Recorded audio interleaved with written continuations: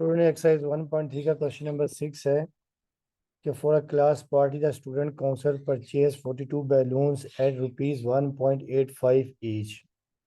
What is total amount the student council paid for the balloons. बेटा देखें, अब आपको याद होगा कि इस एक्सरसाइज में application of real number in daily life है। अब देखें, एक अपना स्टूडेंट काउंसिल है, उसमें जो है आपके पास जो वो है 42 बैलून्स ले रहे हैं और एक बलून की प्राइस है 1.8। अब आपको टोटल अमाउंट फाइंड करनी है, ठीक है। तो पहले हम यहाँ लिखेंगे जो होगा, देखिए total balloons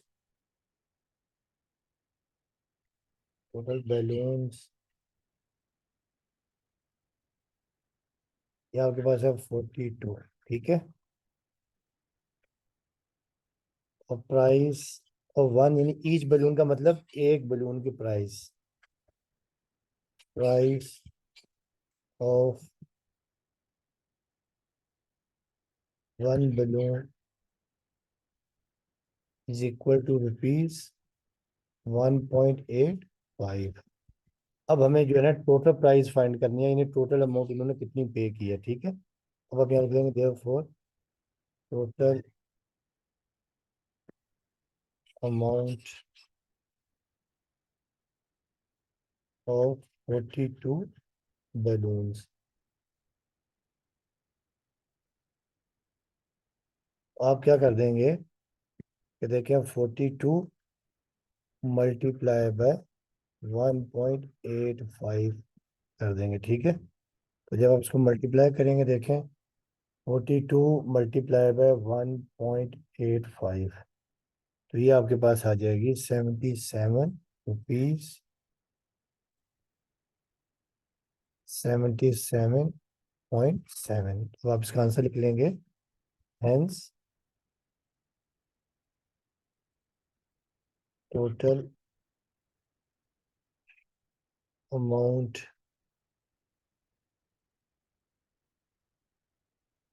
paid by student council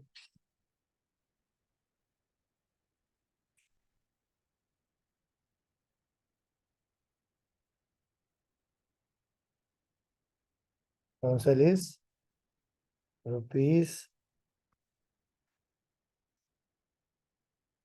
77.7। तो ये आपका आंसर आ गया, ठीक है। अब आ जाए नेक्स्ट क्वेश्चन, क्वेश्चन नंबर ये क्वेश्चन नंबर 6 था, अब question number 7।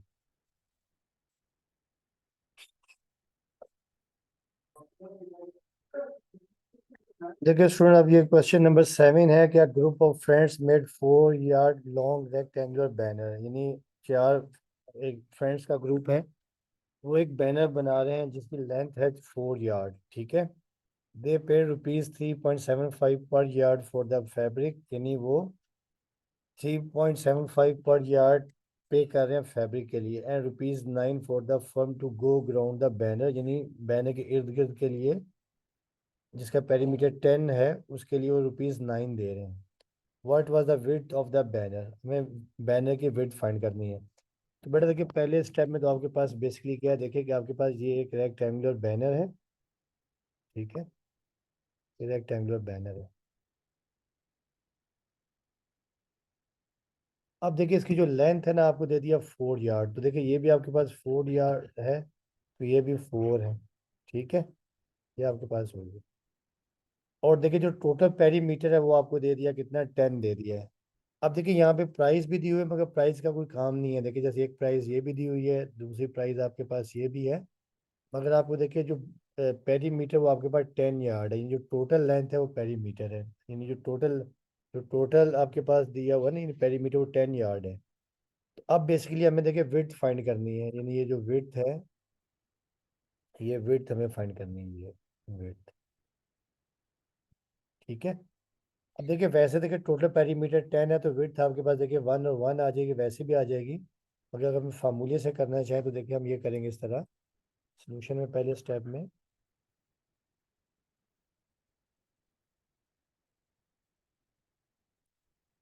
Length of the banner, ये आपके पास 4 यार्ड, ठीक है। अच्छा, उसके बाद देखिए अब आपके पेरीमीटर आपको गिवन है, पेरीमीटर आपके पास ये है। और ये पेरीमीटर ऑफ द बैनर पूरा लिख लेते हैं।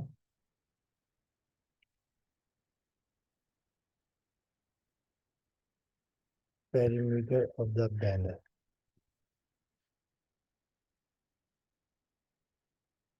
आगे बाद 10 यार्ड है।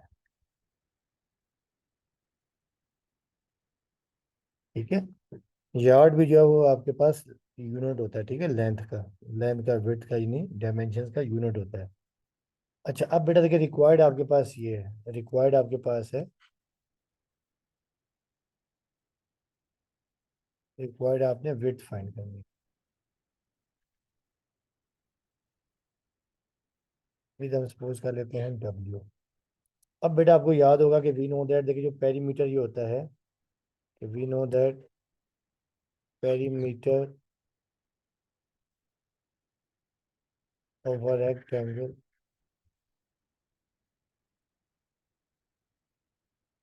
To times length plus width,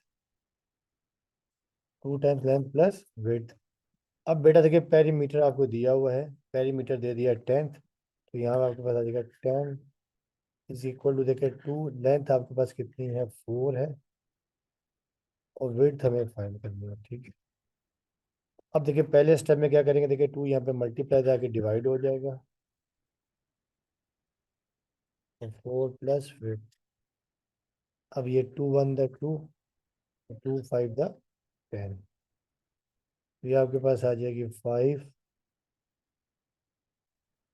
is equal to 4 plus width. अब ये 5, 4 को यहाँ लाके माइनस कर देते हैं, इज इक्वल टू विड्थ। देखिए 1 आ इक्वल टू विड्थ, तो विड्थ आपके पास आ जाएगी 1 यार्ड।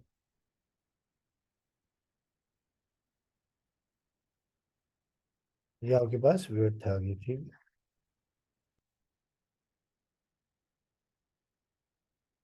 आप चाहे तो उसको डायरेक्ट भी कर सकते हैं, ठीक है ना, देखिए क्योंकि आपके पास, देखिए ये पेरीमीटर आपके पास 10 है और ये लेंथ आपके पास 4 है, तो अंडरस्टूड है कि ये आपके पास देखिए क्या आ जाएगी, ये विड्थ आपके पास आ जाएगी 1, ये भी आपके पास आ जाएगी 1। ठीक है। तो ये था क्वेश्चन नंबर 7। अब हम करते हैं क्वेश्चन नंबर 8।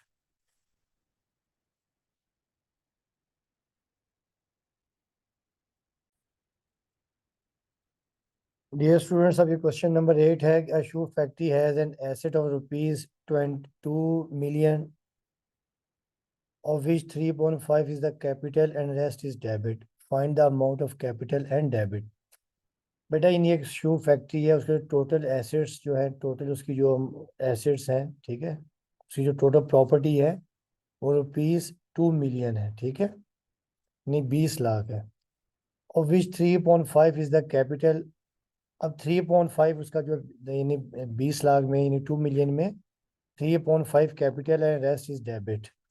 अच्छा, अब बेटा देखिए कैपिटल अमाउंट क्या होती है, capital is the total amount of funds invested by the owners in their business, यानी वो अमाउंट कि जो भी कोई बिजनेसमैन अपने बिजनेस में टोटल अमाउंट इन्वेस्ट करता है, डेट इज कॉल्ड कैपिटल।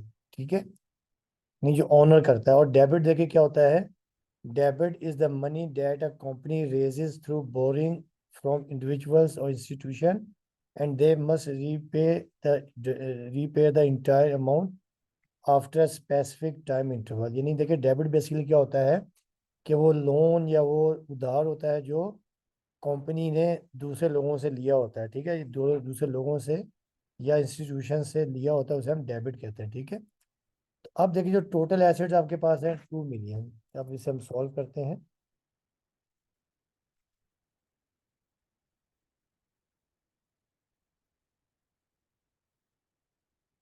ये जो टोटल आपके पास जो एसेट्स है,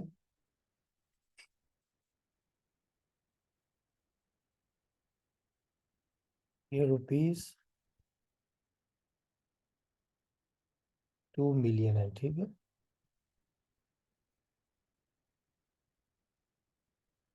अच्छा, अब बेटा देखिए जो आपके पास के जो कैपिटल है वो क्या है, 3.5 है। जो कैपिटल है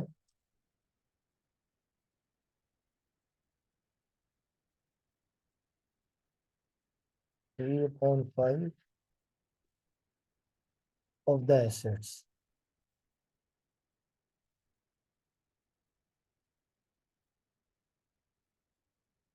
अब देखिए ये हम निकाल लेंगे, ठीक है। अब देखिए 3/5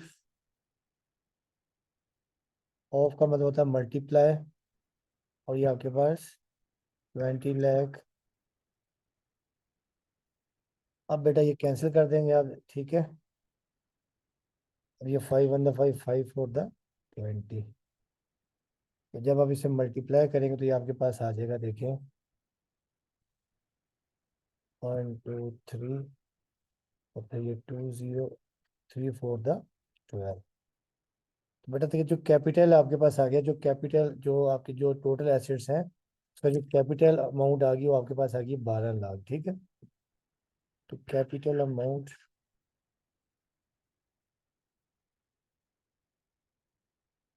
हो गई 12 लाख। बाकी डेबिट है। अब डेबिट के लिए हम क्या करेंगे, डेबिट के लिए टोटल अमाउंट में से ये अपना कैपिटल को माइनस कर देंगे। अब हम यहाँ लिखेंगे डेबिट,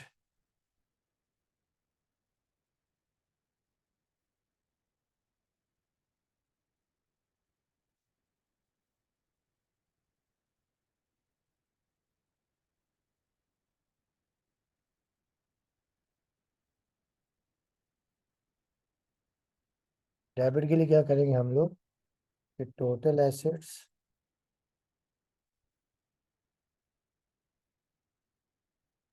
माइनस कैपिटल अमाउंट।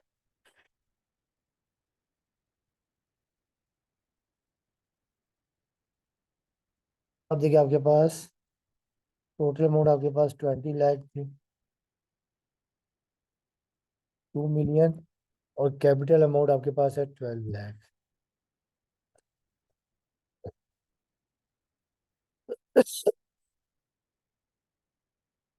तो जब आप ये माइनस कर देंगे 20 लाख में से 12 लाख को, तो आपके पास 8 लाख आ जाएगा।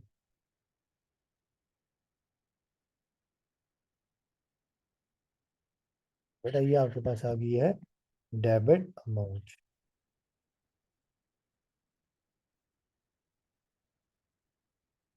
ये आपका आंसर आ गया, ठीक। अब आइए नेक्स्ट क्वेश्चन नंबर 9 के ऊपर। डियर स्टूडेंट, क्वेश्चन नंबर 9 है कि world lowest temperature in past 100 years was recorded by -89.2 degree centigrade at Vostok Antarctica on July 21, 1983. Convert this temperature into Fahrenheit and Kelvin scale. ये बेटा इन्होंने बताया गया है कि अंटार्कटिका में जो लोएस्ट टेम्परेचर है पिछले 100 साल में वो -89.2 डिग्री सेंटीग्रेड है। आपने क्या करना है कि इस टेम्परेचर को जो सेंटीग्रेड है इसको आपने फ़ारेनहाइट और केल्विन में चेंज करना है। अब यहाँ देखें, एग्जाम यहाँ पे क्वेश्चन में तो उन्होंने ये हिंट आपको दी हुई है, मगर एग्जाम में हिंट नहीं दी होगी। और जब भी आपने डिग्री को फ़ारेनहाइट में चेंज करना है तो फार्मूला होता है 9/5 C, 9/5 × C + 32। और सेंटीग्रेड को केल्विन में चेंज करना हो तो K = C + 273। अब देखिए पहले स्टेप में जो टेम्परेचर आपको ये दिया हुआ है,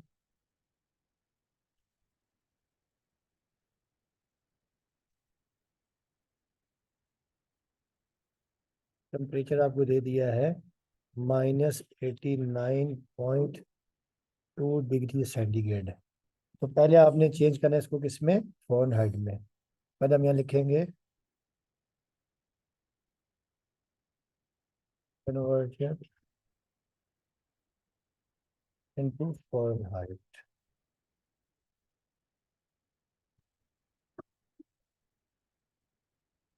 ठीक है। अब देखिए फार्मूला ये होता है कि we know that F = 9/5 C + 32, ठीक है। अब आप यहाँ वैल्यू सब्स्टिट्यूट कर दें। F = 9/5, C की वैल्यू आपके पास देखिए गिवन है -89.2 और +32। अब देखिए एफ आपके पास ये आ जाएगा अब 89 पॉइंट को आप जब डिवाइड कर देंगे, 89.2 डिवाइडेड बाय 5, ये आपके पास आ जाएगी वैल्यू 9 into -17.84 और +30। तो फ़ारेनहाइट एफ आपके पास आ जाएगा। तो मल्टीप्लाई कर देते हैं 9 से, मल्टीप्लाई बाय 9, ये 160 -160.56 +32। जब आप माइनस कर देंगे -160,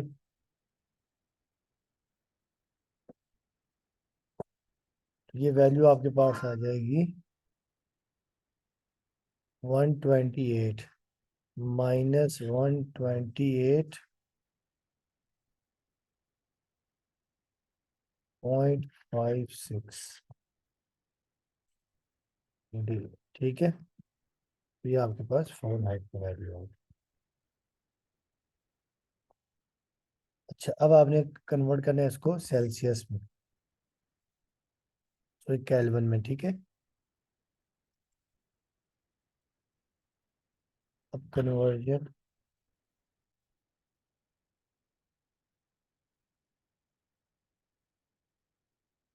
इनटू केल्विन।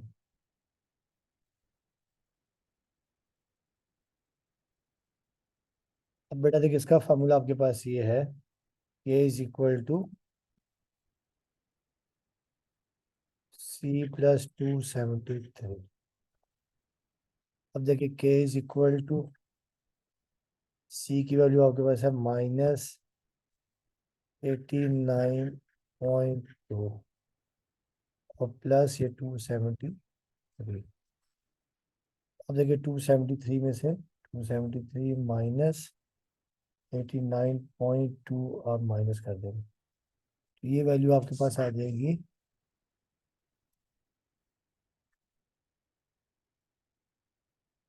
273 -89.2। ये वैल्यू आपका के आ गया, के इज इक्वल टू 183.8। तो ये आपका कैलोरी कैलोरी में वैल्यू आ गई। ठीक,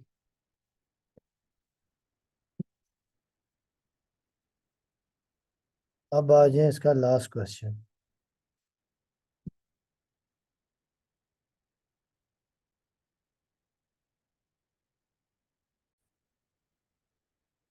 स्टूडेंट्स, अब ये लास्ट क्वेश्चन इस एक्सरसाइज का। A company was penalised by government act for low quality production if the company has three shareholders, Farah, Mariam, and Tareem, investing in the ratio of 1:2:3, and the amount of plenty is rupees 456,868, 4,56,868 रुपए .97 find the amount of plenty paid by each of three share holders. यानी देखें, students कह रहे हैं कि एक company है और उसके तीन शेयर होल्डर्स हैं और उनको गवर्नमेंट प्लेंटी करती है, यानी उनको जुर्माना करती है 4,56,868.97 रुपीज़ का, और रेशो दे दिया 1:2:3, यानी ये रेशो दे दी है। अब आपको ये फाइंड करना है कि हर एक को इंडिविजुअल यानी कितना जुर्माना होता है। ठीक है, कितनी प्लेंटी होती है। अब पहले स्टेप में तो देखिए हम लोग क्या करेंगे कि जो टोटल प्लेंटी है आप लिखेंगे, टोटल अमाउंट ऑफ प्लेंटी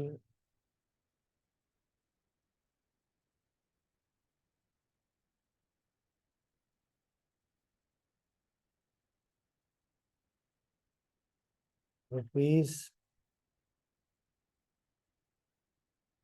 4,56,868.97, और रेशो भी है।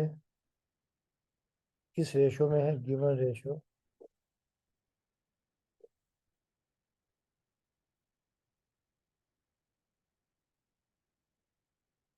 रेशो आपके पास ये है 1:2:3। आप यहाँ पे इनका सम ऑफ रेशो निकाल लेंगे, सम ऑफ रेशो।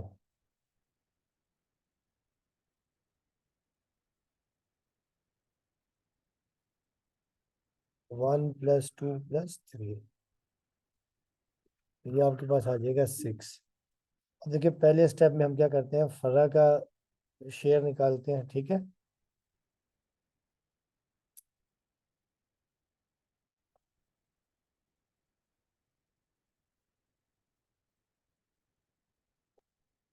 शेयर ऑफ फरा,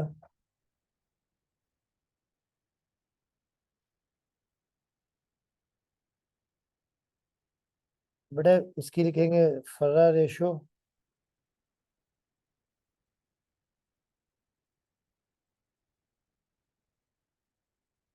divided by sum of ratio multiply by total amount. ये होता है फार्मूला, ठीक है। इसी का हिस्सा निकालेंगे, शेयर निकालेंगे, ये टेक्निक होती है, ठीक है। फरा रेशो देखिए 1 है, सम ऑफ रेशो आपका 6 है, मल्टीप्लाई बाय टोटल अमाउंट 456, फिर 868.97। तो हम इसको डिवाइड कर देते हैं, ठीक है।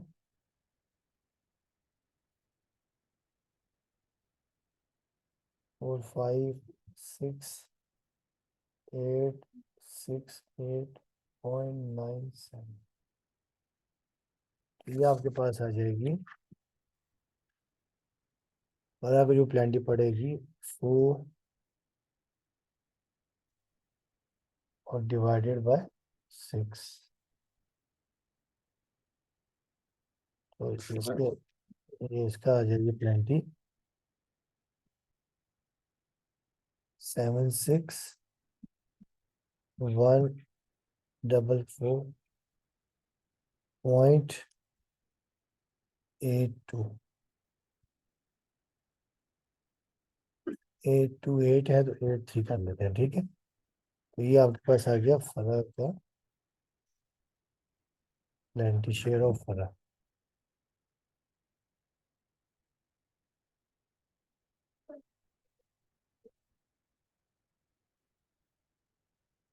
ठीक है।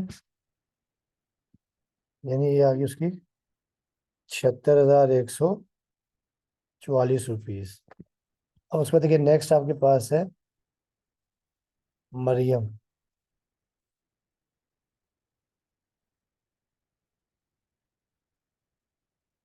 मरियम की देखिए रेशो आपके पास ये है 2 है।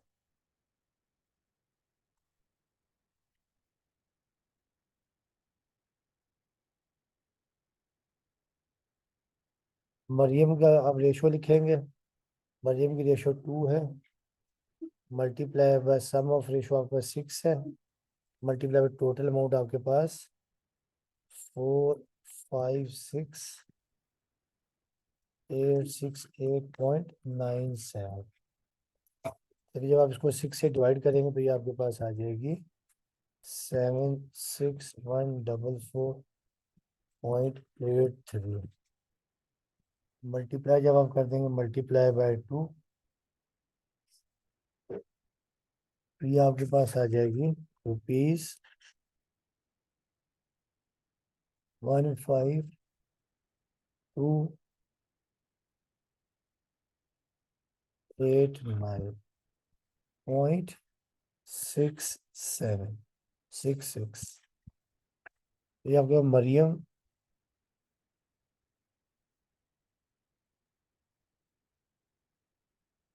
ठीक है। अब लास्ट में हम निकालते हैं तहरीम शेयर, ठीक है।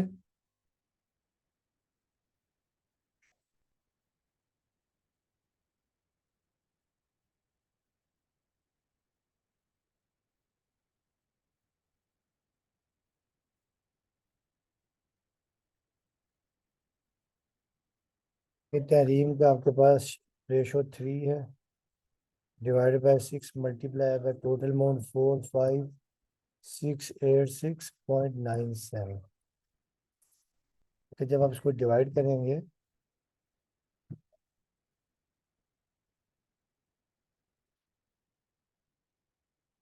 456 868 भी।